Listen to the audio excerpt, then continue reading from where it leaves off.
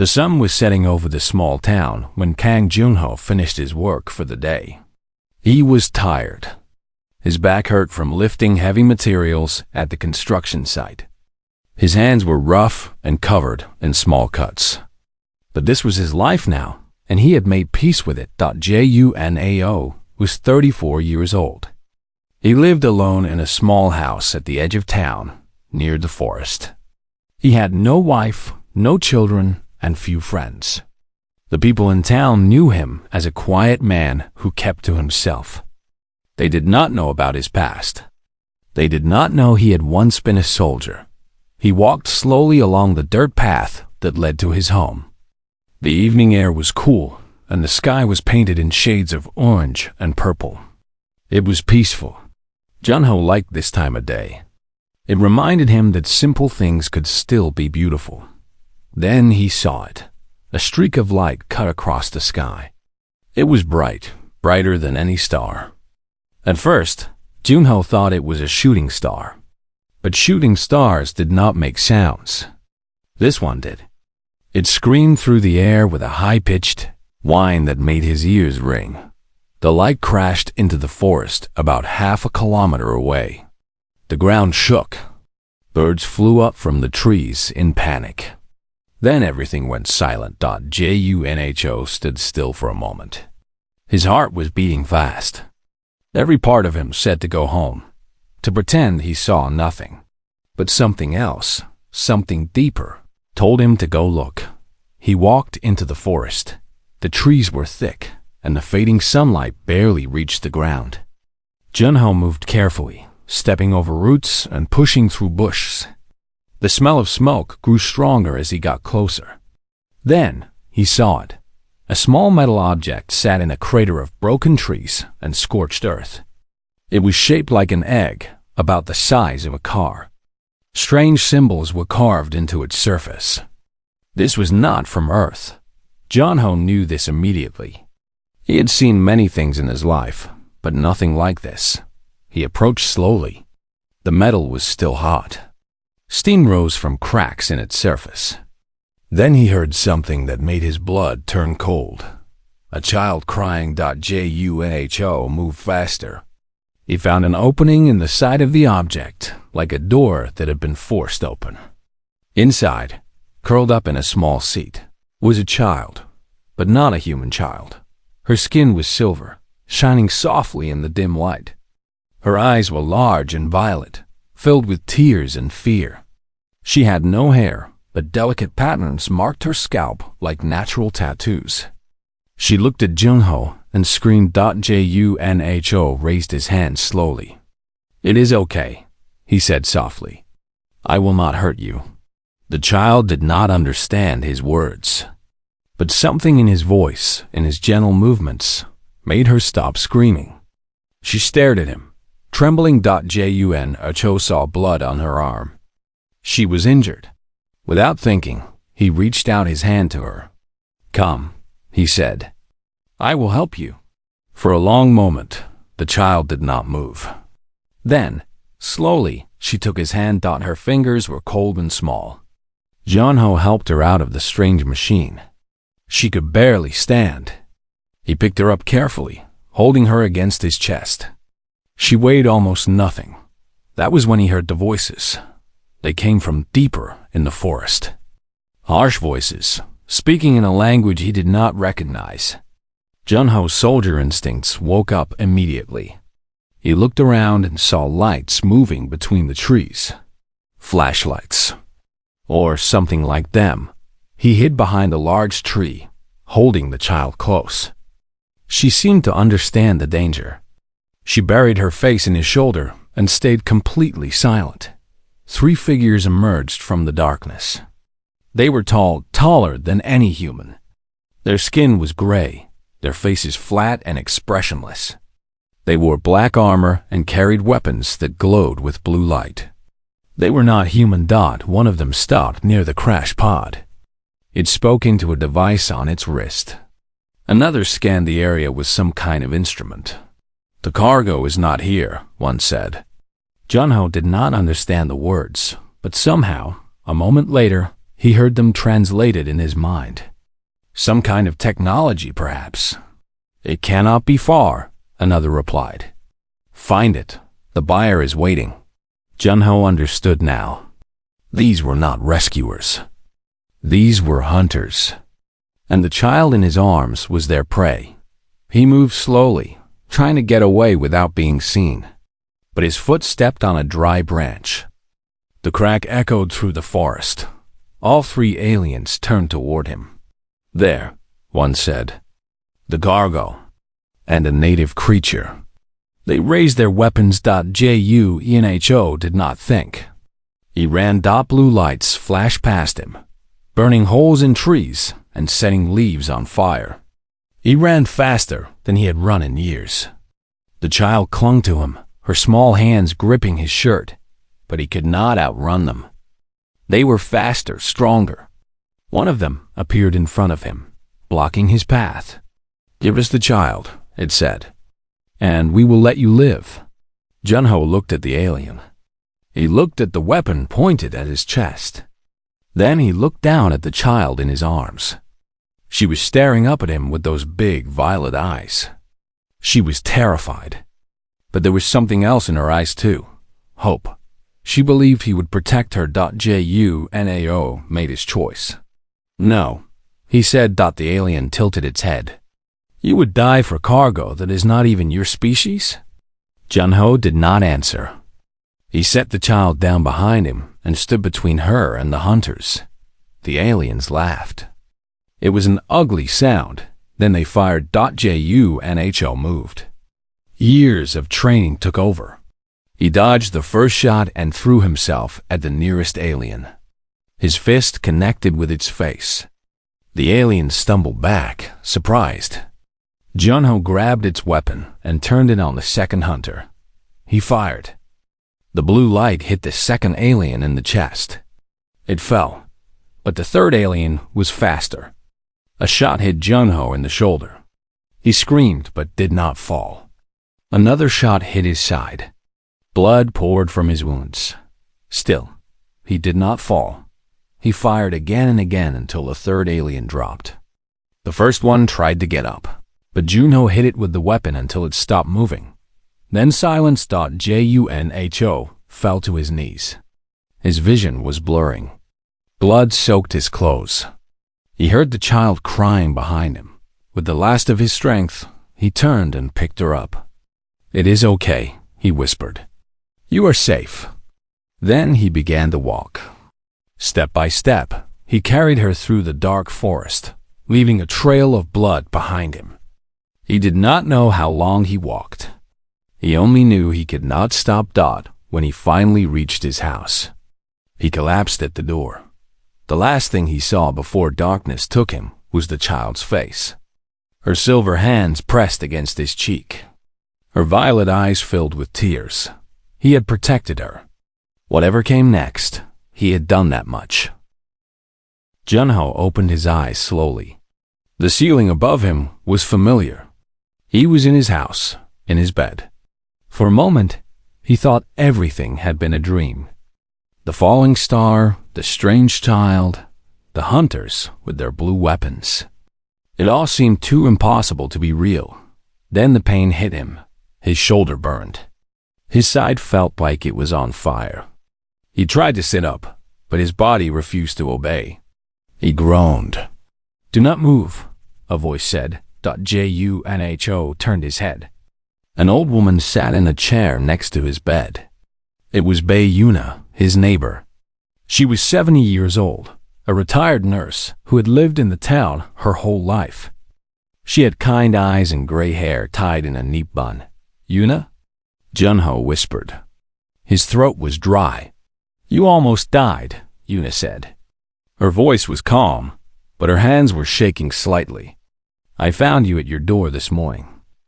You were covered in blood. I thought you were dead. The child, Junho said suddenly.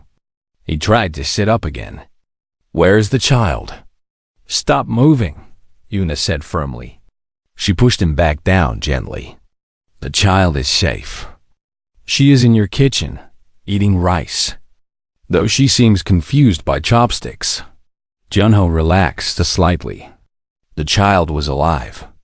She was safe. Yuna looked at him with serious eyes. Junho, what happened to you? Those wounds are not from any weapon I know. And that child, she is not human. Junho was silent for a moment. He did not know how much to tell her. But Yuna had saved his life. She deserves some truth. I do not know everything, he said slowly. I found her in the forest. Something crashed there. People were chasing her. They wanted to take her. People? Yuna raised an eyebrow. Not people, Junho admitted. Something else. They were not human either. Yuna was quiet for a long time. Then she sighed. I have lived a long life, Junho. I have seen many strange things, but nothing like this. She stood up and walked to the door. Rest now. I will watch the child. We can talk more later. After she left, Junho closed his eyes. Sleep took him quickly. When he woke again, it was evening. The pain was still there, but it was more bearable now. He managed to sit up, though it took all his strength. Slowly, he got out of bed and walked to the kitchen. The child was sitting at his small table. She had a bowl of rice in front of her, but she was not eating. She was staring at the food with a confused expression. Yuna had left, but there was a note on the counter saying she would return in the morning. The child looked up when Junho entered. Her violet eyes widened. She jumped off the chair and ran to him. Wrapping her small arms around his leg. Junao winced from the pain, but he did not push her away. He placed his hand gently on her head. It is okay, he said softly. I am okay. The child looked up at him. She said something in her language. It sounded like music, beautiful and strange. Junho did not understand the words, but he understood the feeling. She was grateful. She was relieved. He sat down at the table, moving slowly because of his wounds. The child sat across from him, watching his every movement. Can you understand me?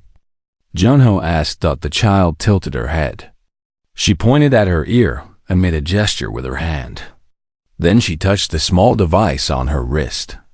After a moment, she nodded. I understand now, she said. Her voice was soft and musical. The words came out slightly wrong, like she was learning them as she spoke. Translator needs time to learn your language. Junho nodded.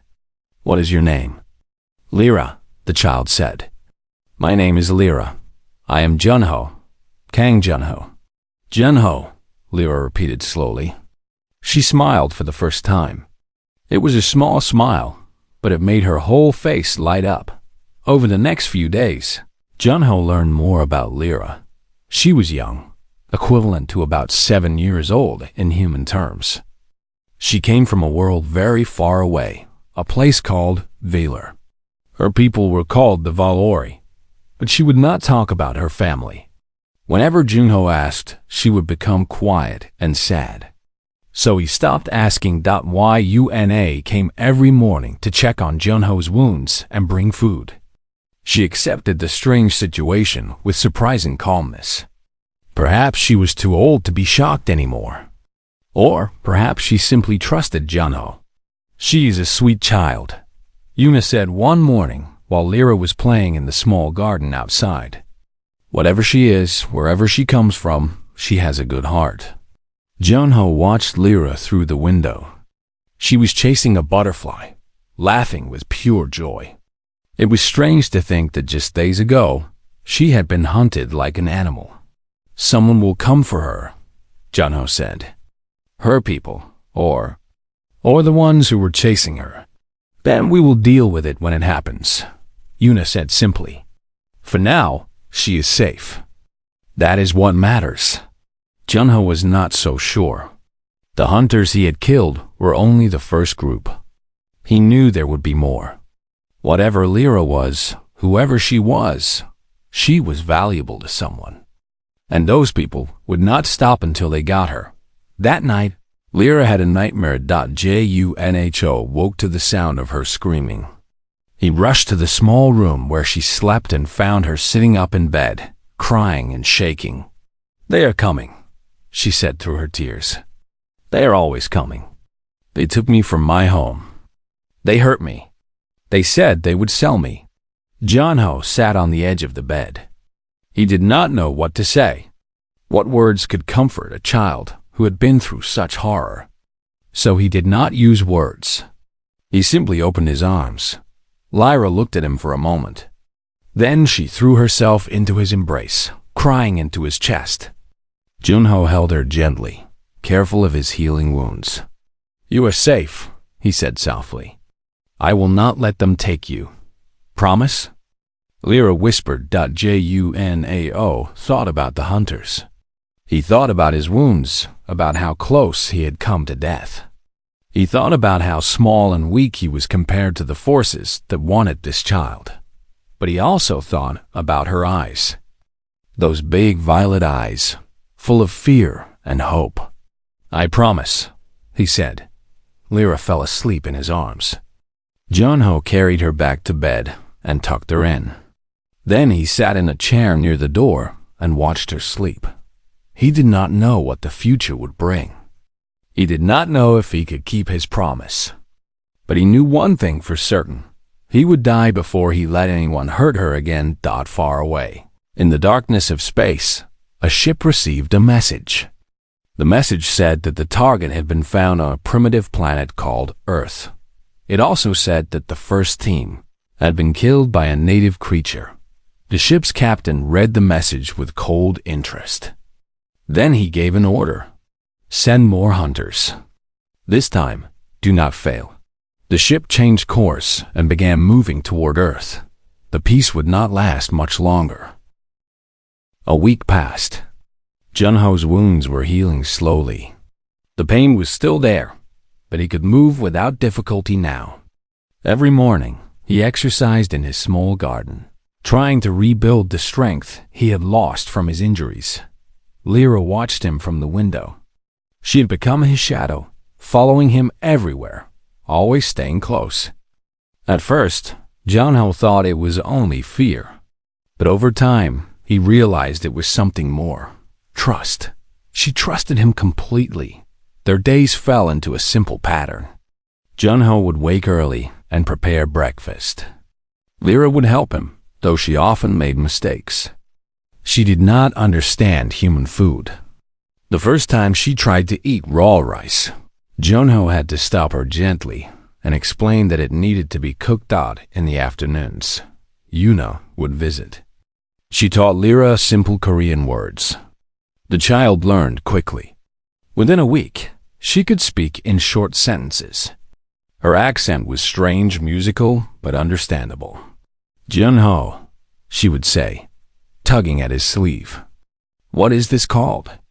She pointed at everything. The sky, the trees, the flowers. Everything was new and wonderful to her. Junho found himself smiling more than he had in years. But he never forgot the danger. Every night, he checked the locks on his doors and windows. He kept a knife under his pillow and the alien weapon he had taken from the hunters hidden in a box near his bed. He was always watching, always listening. On the 8th night, his fear became reality. Junho woke suddenly. He did not know what had woken him. The house was silent. Too silent. Even the insects outside had stopped singing. He got out of bed quietly and walked to the window. The moon was bright, casting silver light over his garden. At first, he saw nothing. Then movement caught his eye. Shadows, moving between the trees. Not animals. These shadows were tall and walked on 2 legs. Junho's heart began to race. He grabbed the alien weapon from its hiding place and went to Lyra's room. She was asleep, her silver face peaceful. He hated to wake her, but there was no choice. "Lyra," he whispered, shaking her gently. "Wake up, we have to move." Lyra's eyes opened immediately. She saw the weapon in his hand and understood at once. Fear filled her face, but she did not cry. She nodded. Junho led her to the main room of the house. There was a hidden door in the floor, covered by a carpet. It led to a small cellar where he stored food and tools. He had shown it to Lyra days ago, just in case. "Get inside," he said, lifting the door. "Stay quiet. Do not come out, no matter what you hear." Lyra grabbed his hand. Her small fingers trembled. "What about you?" Junho looked at her. He tried to smile. "I will be fine. I will come back for you. I promise." Lyra stared at him for a long moment. Then she hugged him quickly and climbed down into the cellar. Junho closed the door and pulled the carpet back over it. Then he waited. Minutes passed. The silence was heavy, pressing against his ears.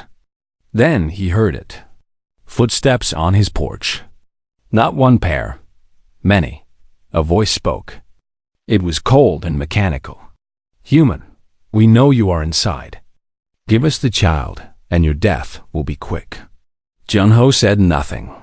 He moved to the side of the door, pressing his back against the wall. "You have 10 seconds to respond." Still, Junho remained silent. His hand gripped the weapon tightly. The counting began. 10, 9, 8. Junho took a deep breath. His mind was calm. The fear was there, but it was buried deep beneath training and determination. 3, 2, 1.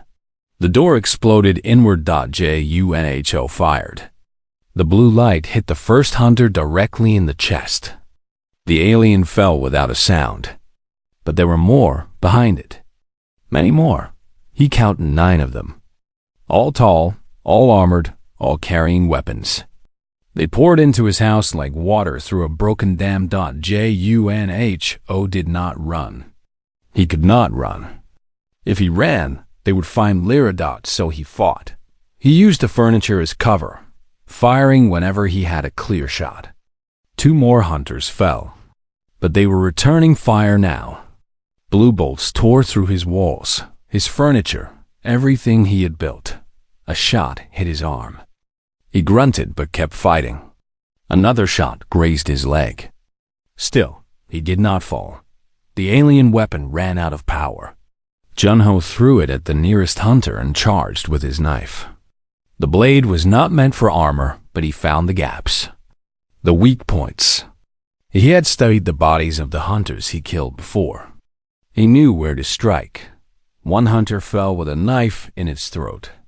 Another lost its weapon when Junho broke its arm.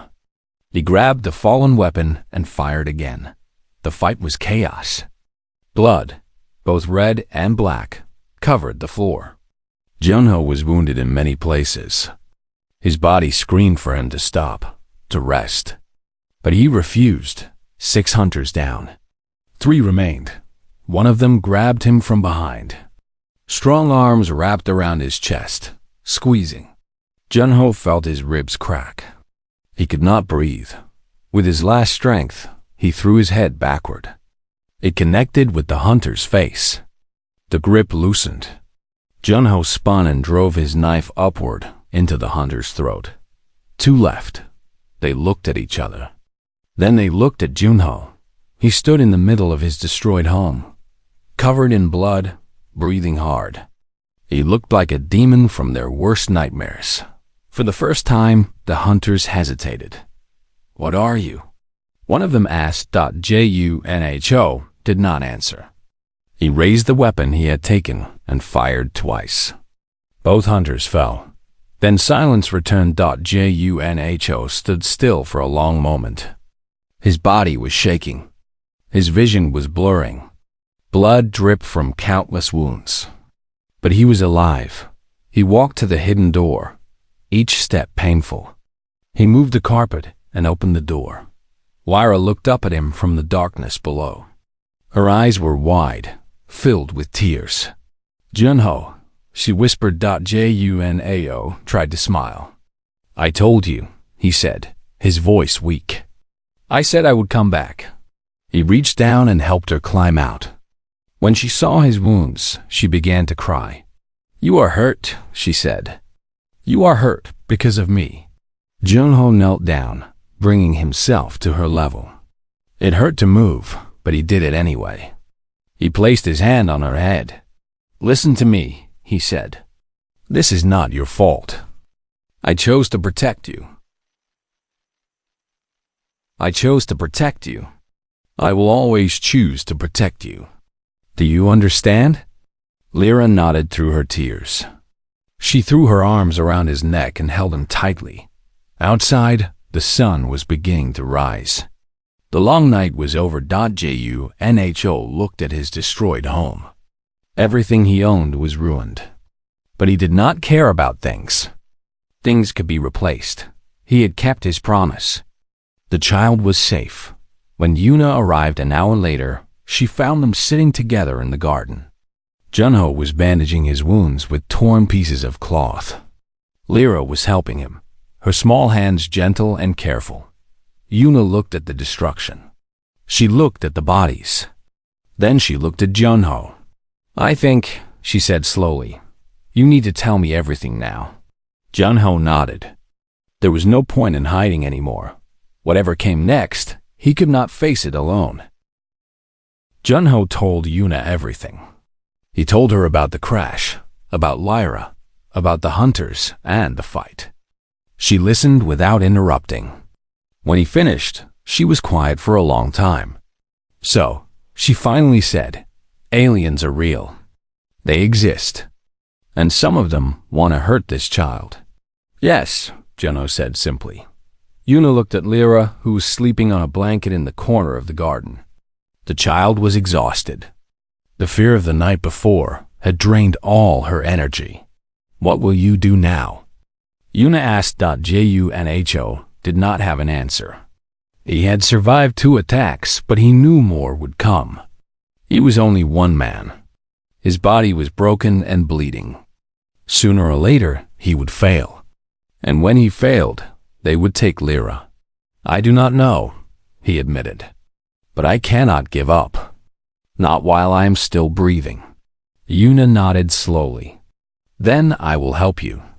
I may be old, but I can still be useful. Before Junho could respond, Lyra suddenly woke up.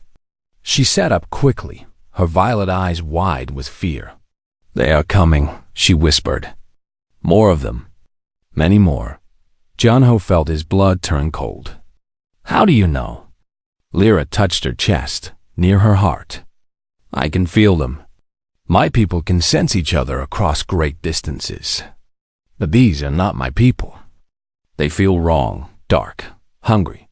Junho grabbed his weapon and looked at the sky. It was morning. The sun was shining. Everything looked normal, but Lyra was trembling. Whatever she was sensing, it terrified her. Hours passed. Junho refused to sleep. He watched the sky, the forest, everything. Yuna brought food and water, but he barely touched them. His entire being was focused on the danger he could not see. Then, at noon, it happened. The sky changed. It started slowly. The blue began to fade, replaced by a deep, unnatural darkness.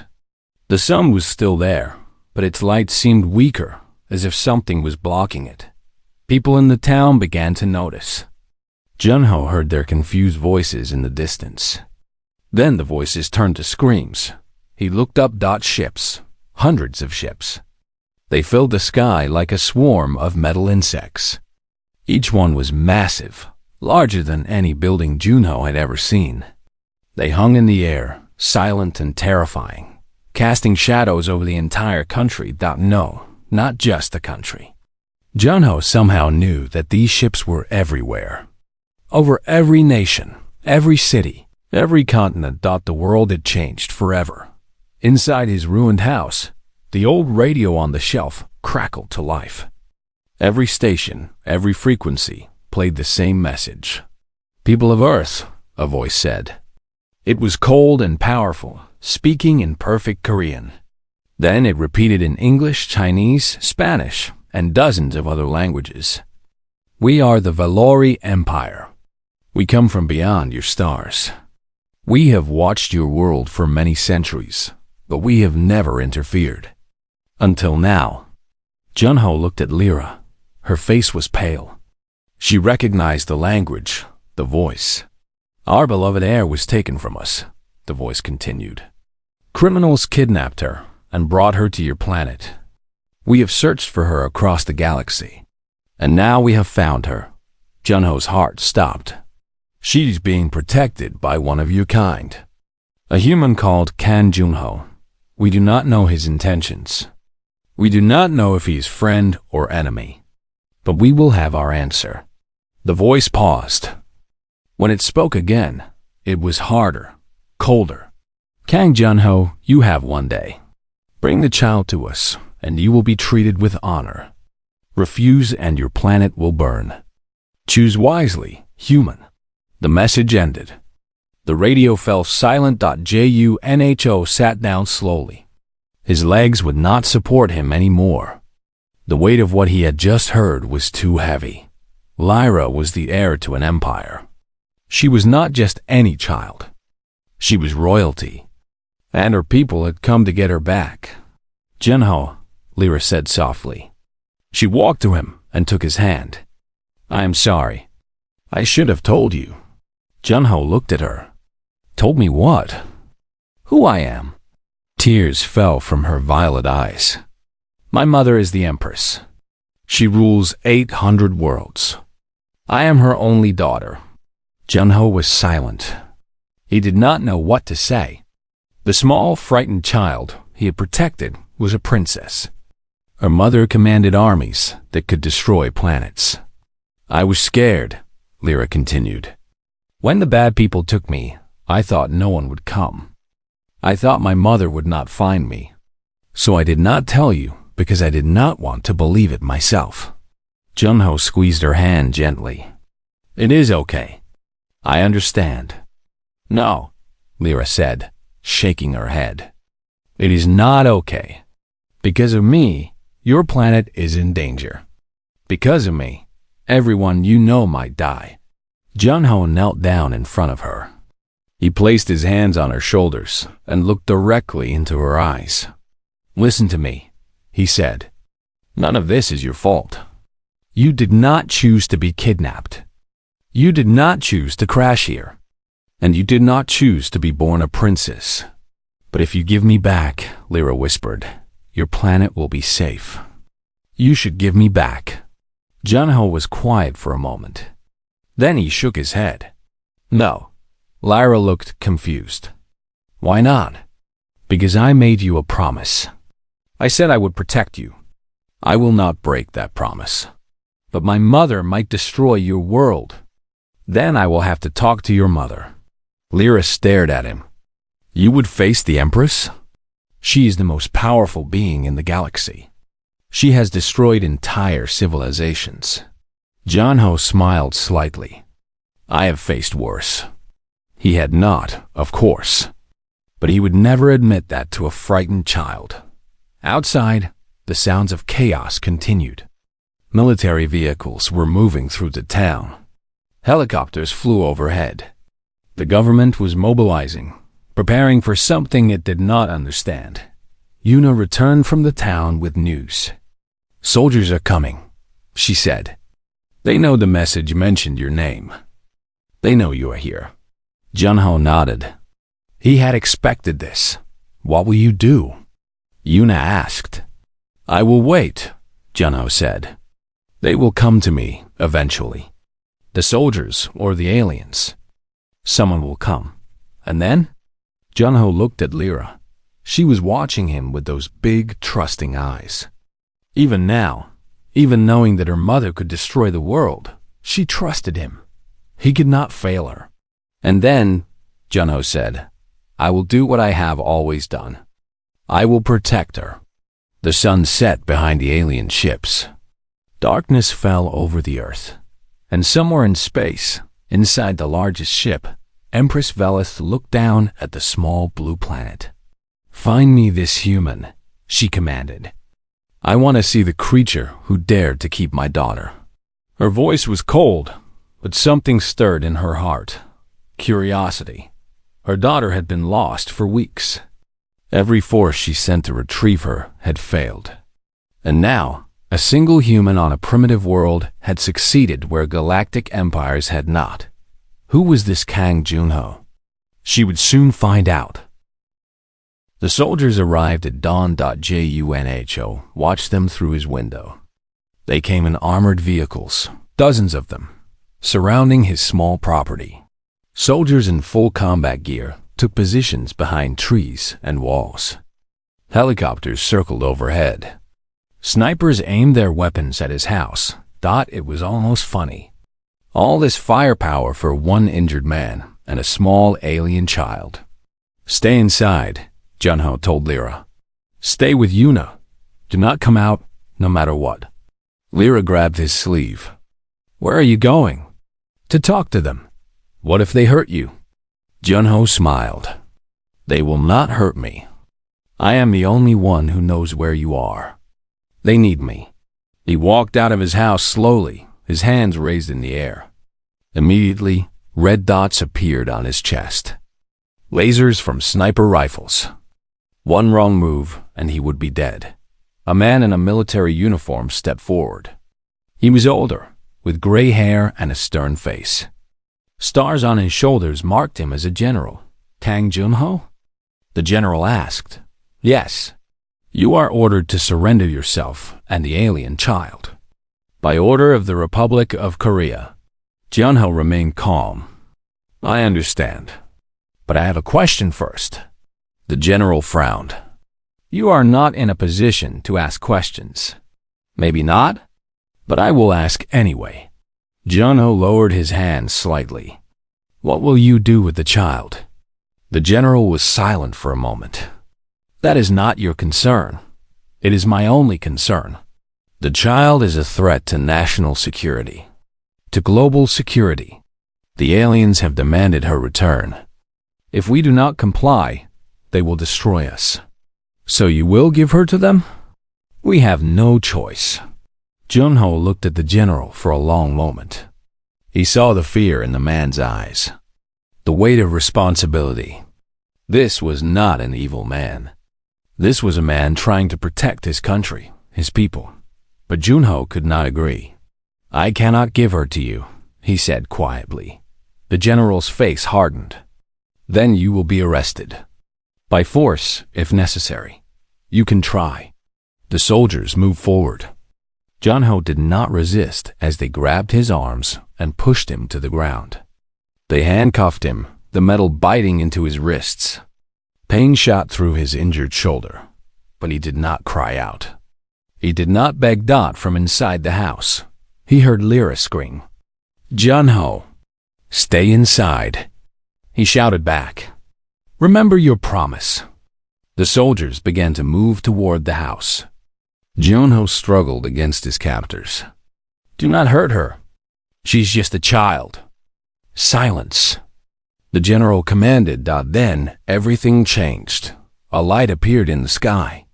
Not from the alien fleet above, but from something closer. A single ship, smaller than the others, but still larger than any human aircraft. It descended rapidly, ignoring the helicopters, ignoring the soldiers, ignoring everything. It landed directly in front of Junho's house. The soldiers froze. Their weapons suddenly seemed very small, very useless. The general's face went pale. A door opened in the side of the ship. Light poured out, bright and golden. A figure emerged. He was tall, taller than any human. His skin was silver like Lyra's, but his face was harder, marked with scars of battle. He wore armor that shimmered with energy. A cape of dark purple hung from his shoulders. Everything about him screamed power. Behind him, more figures emerged. Soldiers, all of them. Their armor was black, their weapons massive. They moved with perfect discipline, forming a line behind their leader. The leader ignored the human soldiers completely. His eyes scanned the area until they found Junho, still on his knees, still in handcuffs. The alien walked toward him. The human soldiers raised their weapons. Some shouted commands, but no one fired. They were too afraid, too overwhelmed. The alien stopped in front of Junho. He looked down at the human with an unreadable expression. "You are Kang Junho," he said. It was not a question. Yes. "You are the one who protected the child." Yes. The alien studied him for a long moment. Then, slowly he looked at the handcuffs on Junho's wrists. Something flickered in his eyes. Anger, perhaps. Or something else. "Release him," the alien said. The general stepped forward. "This man is under arrest. He's a citizen of the Republic of Korea, and I said release him." The alien's voice did not rise, but something in it made every human present feel very small, very fragile. The general nodded to his soldiers. They removed the handcuffs. Junho stood up slowly, rubbing his wrists. His body ached, but he kept his back straight. He would not show weakness. "Not now. Who are you?" Junho asked. "I am General Korath," the alien replied. "Commander of the Imperial Guard. I serve Empress Velith, ruler of the Valori Empire. You are Lyra's mother's general." "I am. Have you come to take her?" Korath tilted his head slightly. "I have come to take you." Junho felt a chill run through him. "Me? The Empress wishes to see you. Why?"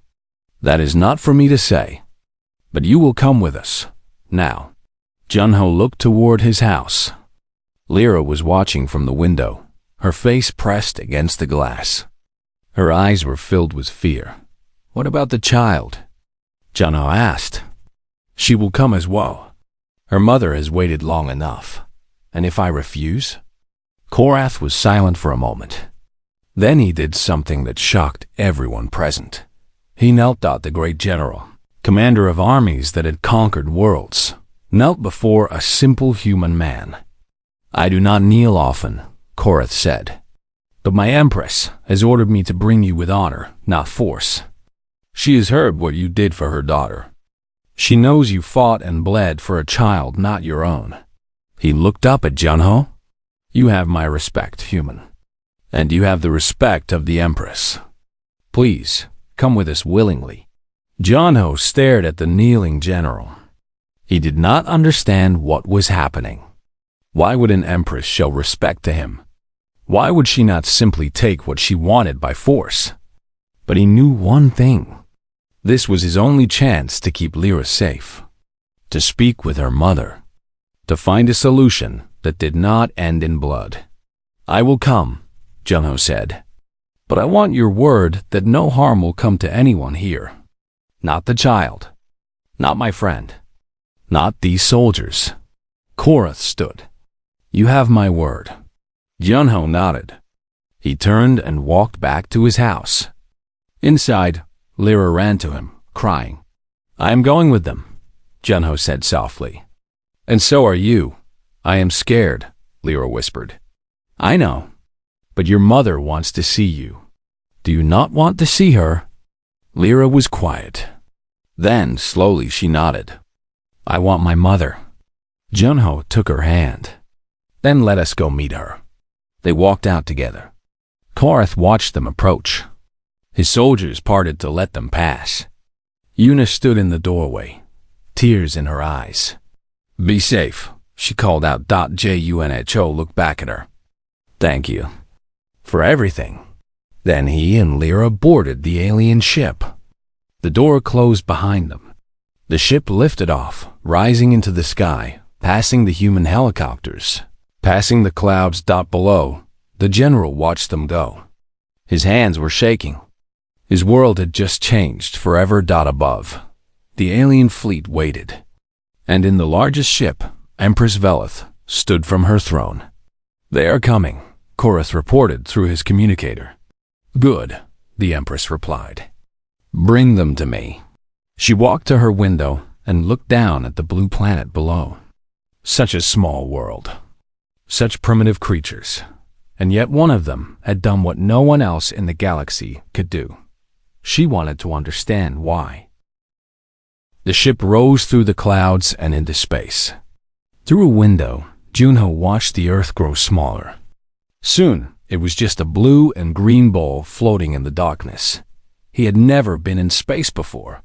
He had never imagined he would be. And now here he was, flying toward an alien flagship, holding the hand of an alien princess. Life was strange.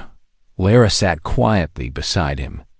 She had stopped crying, but her grip on his hand was tight. She was scared. So was Junho, though he would never admit it. The flagship appeared ahead of them. It was massive, larger than anything Junho could have imagined. It stretched across the stars like a floating city. Lights glowed from thousands of windows. Smaller ships moved around it like fish, around a whale. Their ship entered a large opening in the side of the flagship and landed in a hangar. Through the window, Junho saw hundreds of alien soldiers standing in perfect rows. They all wore the same black armor. They all carried the same weapons. General Korath appeared at their side. "Follow me," he said. "The Empress is waiting." They walked through endless corridors. Everything was beautiful and strange. The walls were made of some kind of glowing metal. The floors were smooth as glass. Symbols and images decorated every surface.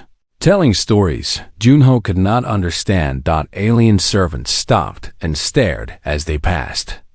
Whispers followed them. Junho knew they were talking about him.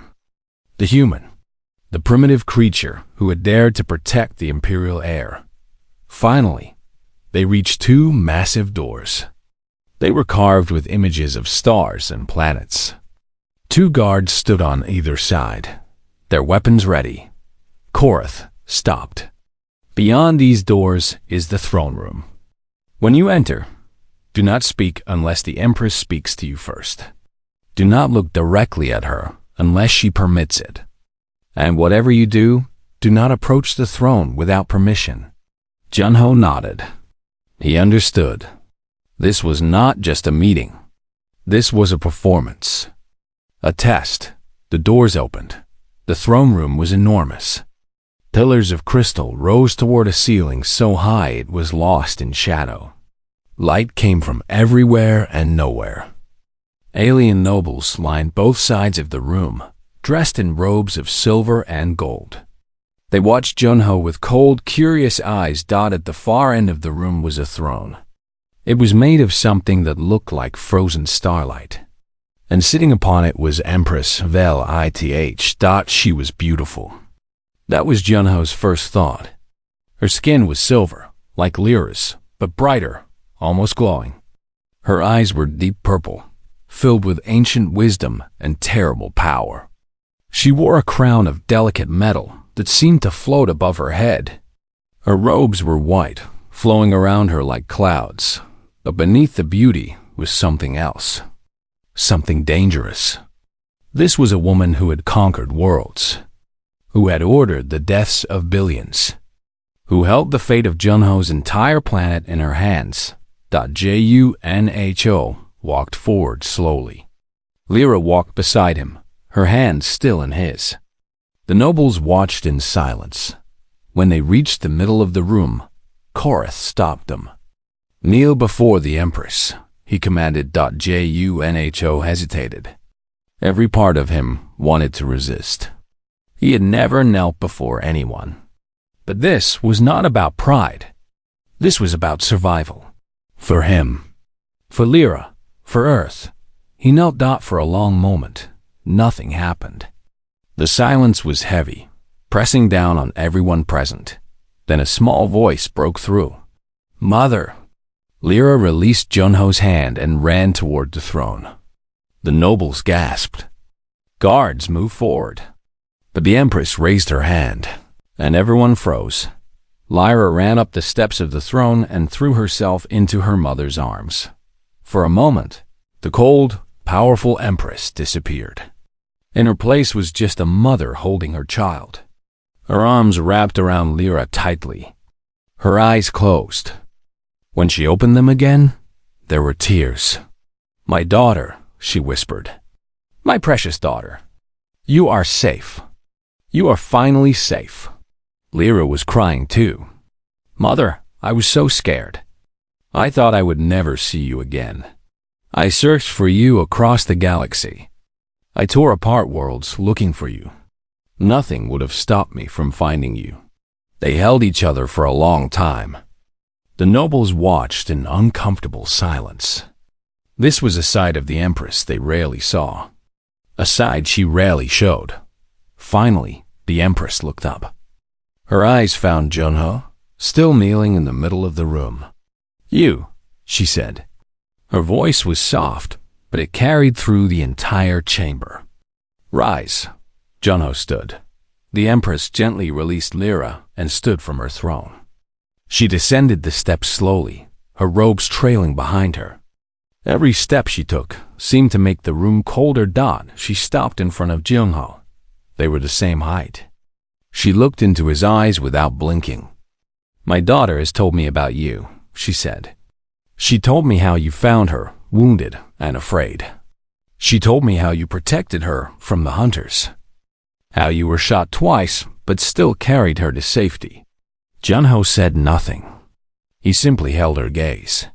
"She told me about the second attack," the Empress continued. 9 hunters came for her. You killed them all, alone, with your bare hands and primitive weapons. "I had help," Junho said quietly. "I took one of their weapons. But you were still alone, still outnumbered, still outmatched." The Empress tilted her head. "Why did you do it? Why did you risk everything for a child not of your species?" Junho thought about the question. He thought about the night he found Lyra, about her scared eyes, her trembling body, about the way she looked at him with hope even when everything was falling apart. "Because she needed help," he finally said. "And I was there. That is all. No desire for reward, no hope for power or favor. I did not know who she was. I did not know about your empire or your throne. I only knew that a child was in danger. Nothing else mattered." The Empress was silent for a long time. Her eyes searched his face, looking for lies, for hidden motives. She found none. "Among my people," she said slowly, "a life debt is sacred. You saved my daughter's life. You protected her when she had no one else. For this, I am in your debt." Junho blinked. He had not expected this. "I do not need silence." The Empress's voice was sharp. "I am not finished."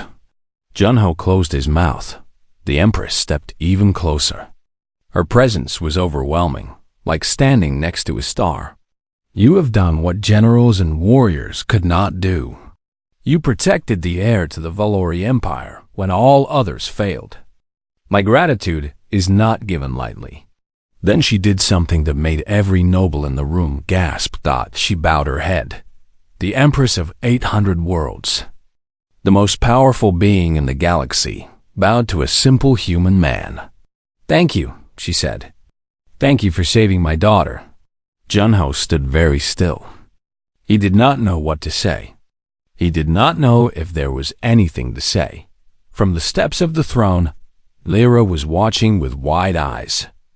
Tears still wet her cheeks, but now she was smiling. She had known. She had always known. Her Junho was special. And now, the entire galaxy would know it too. The throne room was silent. Every noble, every guard, every servant held their breath. The Empress had bowed to a human. Nothing like this had happened in 10,000 years of the Empire's history. Empress Veles straightened slowly. Her composure returned, cold and regal as before. But something had changed. The way she looked at Junho was different now. There was respect in her eyes, something close to admiration. "Kang Junho," she said, "you have earned a reward. Name anything within my power to give, and it shall be yours." The nobles leaned forward. They expected the human to ask for wealth. Gold, jewels, rare metals. Or perhaps power. A position in the Empire. Control over his world. Maybe technology that could advance his primitive species by centuries. Junho was quiet for a moment. He thought about what he could ask for. He thought about his small house, his simple life, the construction job he had worked for years. He could have anything now, anything at all. But when he opened his mouth, he did not ask for wealth or power. "I do not want anything for myself," he said. The nobles murmured in confusion. The Empress raised an eyebrow. "Nothing?" she asked. "Nothing for me. But if you are truly offering, then I ask for something else. Speak." Junho took a deep breath. "Protect Earth." The murmuring stopped. The Empress studied him carefully. "Explain," she commanded. "When your fleet arrived, my people were terrified. We thought you had come to destroy us. We have no weapons that can fight you, no ships that can escape you. We are weak compared to your empire." Junho paused. He looked at the faces around him. The alien nobles with their silver skin and cold eyes. They saw humans as insects, primitive creatures barely worth noticing. "But we are not nothing," Junho continued. "We may be weak, but we have something else. When I found Lyra, I did not think about reward or politics or alliances. I saw a scared child who needed help. So I helped her." He stood straighter, his voice growing stronger. "There are millions of people like me on Earth. People who would do the same thing. People who protect children, even when it costs them everything. We are not advanced, but we are not worthless. We deserve the chance to grow, to learn, to become something more."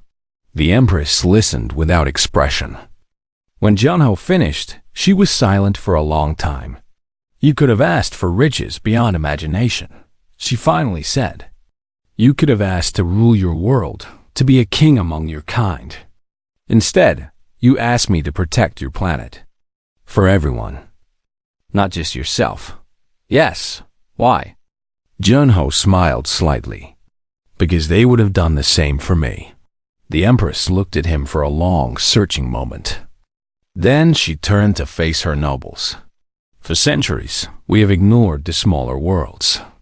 We have seen them as beneath our attention, unworthy of our protection. But today, I have learned something." She gestured toward Junho.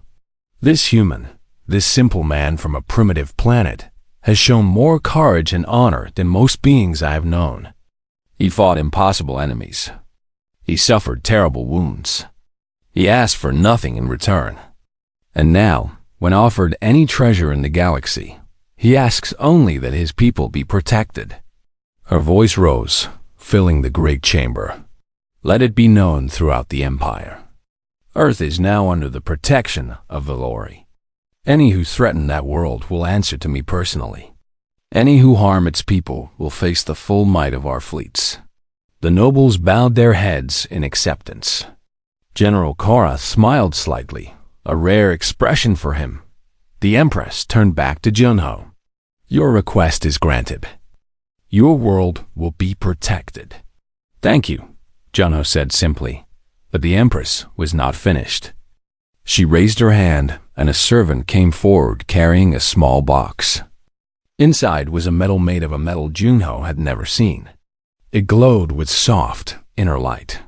"There is one more thing," the Empress said.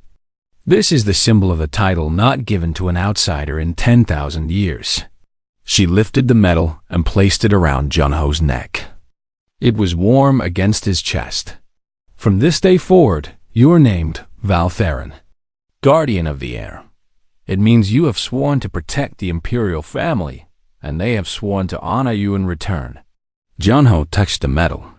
"I do not know if I deserve this." "You do not understand," the Empress said. Her voice softened. "This is not about deserving. It is about truth. You are a guardian. You proved it when no one was watching, when there was no reward. That is the only proof that matters." She stepped back. "Now, I believe you wish to return home." Junho nodded. He looked at Lyra, who was standing near the throne. Her violet eyes were filled with tears again. But this time, they were happy tears. "Will I see you again?" Junho asked her. Lyra ran down the steps and hugged him tightly. "Promise you will not forget me." Junho knelt down to look at her. "I will never forget you. And if you ever need me, I will come. Even if it is across the galaxy?" "Even then." Lyra smiled through her tears. She reached into her pocket and pulled out a small device. It looked like a crystal. "Take this," she said. "It is a communicator. If you ever need to talk to me, just hold it and think of me. I will hear you." Junho took the crystal. It was warm in his hand. "Thank you, Lyra. Thank you, Junho. For everything." They hugged one more time. Then Junho stood and faced the Empress. "I am ready to go home." The Empress nodded. "General Korath will escort you. Go in peace, Guardian." Junho bowed his head slightly. Then he turned and walked toward the doors. The nobles watched him go in silence. Some with confusion, some with curiosity, some with respect. The doors closed behind him. Korath led him back to the shuttle. "You are a strange creature," the general said as they walked. "So I have been told. I have conquered worlds. I have broken empires. But I have never seen anyone refuse a reward like you did." Junho shrugged. "I did not do it for a reward." Korath was quiet for a moment. "That is why the Empress respects you. In all her years, she has never met someone who wanted nothing for themselves. It confused her. And the Empress does not like being confused." They reached the shuttle. Junho turned to face the general. "Will you keep your word? Will Earth truly be protected?" Korath nodded. "The Empress does not break her promises. Your world is safe. Forever." Junho climbed into the shuttle. Through the window, he watched the alien flagship grow smaller as they descended toward Earth. He thought about everything that had happened. The crash, the child, the hunters. The blood, the pain, the fear. And now this. His small planet, protected by the mightiest empire in the galaxy. All because he had chosen to help a scared little girl. The shuttle landed near his home. The Korean military was still there, but they kept their distance now. They had seen what had happened. They knew everything had changed. Yuna was waiting at his door. When she saw him, she ran forward and hugged him tightly. "You are alive," she said. "I thought I would never see you again." "I made a promise," Junho said. "I always keep my promises." That night, he sat in his ruined garden and looked at the stars. The alien fleet was gone, returned to wherever they came from. The sky was normal again, but nothing would ever be normal again. Not for him. Not for Earth. He held the crystal Lyra had given him. It glowed softly in his palm. Somewhere across the galaxy, a little girl with silver skin and violet eyes was thinking of him. He knew this because the crystal was warm. He smiled and held it to his heart. The world had changed. His life had changed. But some things remained the same. He was still Kang Junho, still a protector, still a guardian, and if anyone ever needed him again, he would be there. Just like before. Just like always. That was his promise. And Kang Junho always kept his promises.